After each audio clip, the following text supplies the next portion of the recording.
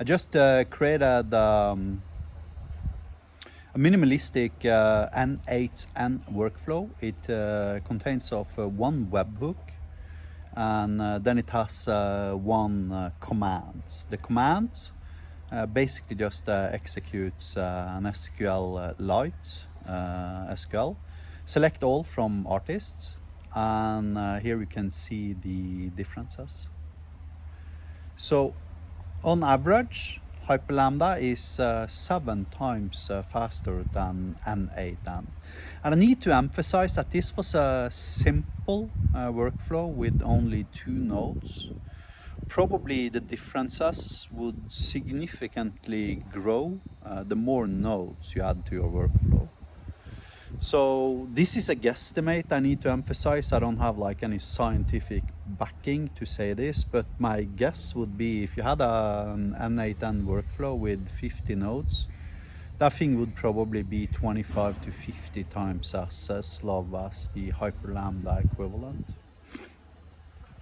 Now this has consequences for your throughput. Throughput is a word that is difficult to understand for non-software developers, but you can basically think about it as the width of a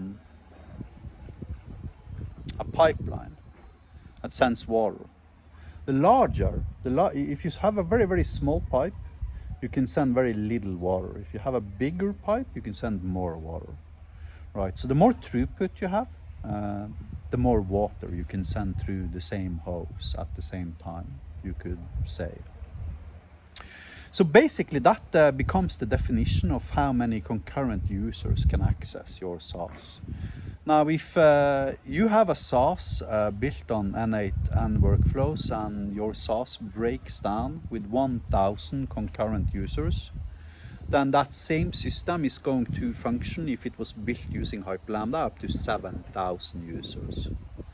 And I need to emphasize that's a drastic difference, right? When you go to programming languages and you move from, for instance, C# to Rust, which is like a drastic performance difference, then you increase the execution speed of roughly 150 to 400%. With when you move from N8N to Hyperlambda, you increase your execution speed by 700%.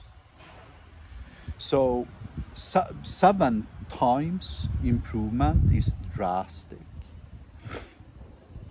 And this problem compounds upwards in your layers. So if you have like an AI agent that is using like an N8N workflow, that again is using maybe Zapier workflow, that again is like executing Python code or whatever, then the latency of your requests are compounding upwards into your layers of abstractions.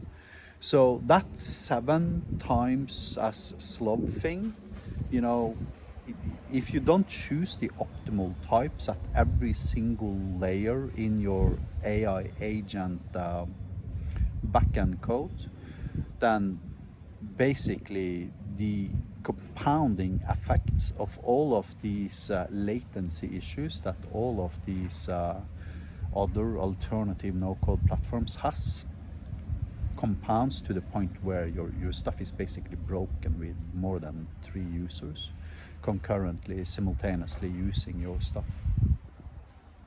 And if you look at the AI agent space today, right, then, you know, the amount of AI agent projects that are currently failing is staggering. Now, if you look at something like this, right, and you realize that approximately 70 to 90% of every single AI project is currently being built in Python, right, then, you know, maybe that's not such a big surprise, you know.